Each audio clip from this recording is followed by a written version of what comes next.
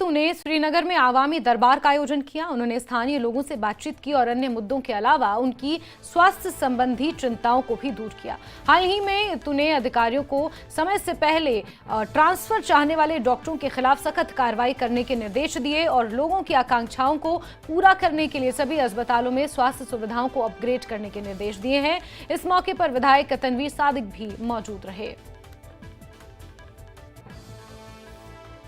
सबसे बड़ी बदकिस्मती, आप जब ओटी रात को बंद रखते हो, मुझे बताओ अगर किसी को खुदा न खास्ता कोई अचानक कोई प्रॉब्लम होगी, अचानक कोई अटैक आ जाएगा, अगर वो हॉस्पिटल पहुंचेगा वहां आपका ओटी ही बंद है, तो जब तक श्रीनगर पहुंचेगा ब्लड लॉस होता है, हवा 10 चीज़ें हो जाती हैं, तब तक वो बीमार की डेथ हो जाती है।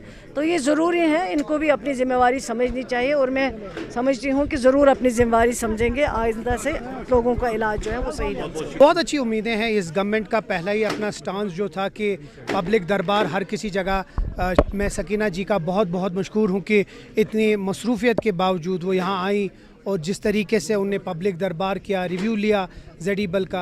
आप समझिए जेडीबल सबसे पॉपुलेटेड कंस्टिट्यूंसी है श्रीनगर की, जिसमें टूरिज़म हिसाब से डल लेक आता है, निगीन लेक आता है, खुशहाल सर लेक आता है और इसी से इसमें सबसे ज़्यादा आर्टिजन्स आते हैं, हैंडीक्राफ्ट्स वाले। तो ये सब कुछ रिव्यू करने के लिए सकीना जी आई थी, सब अफसर थे बैठे हुए, अच्छे माहौल में रिव्यू हुआ।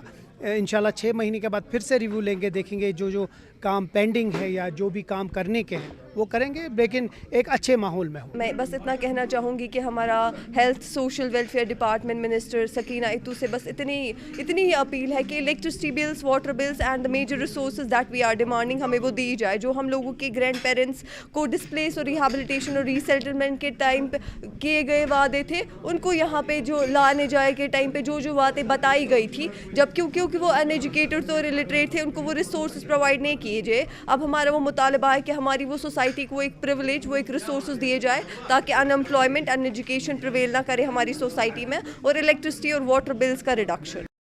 आगे बढ़ते हैं। पुलवामा जिले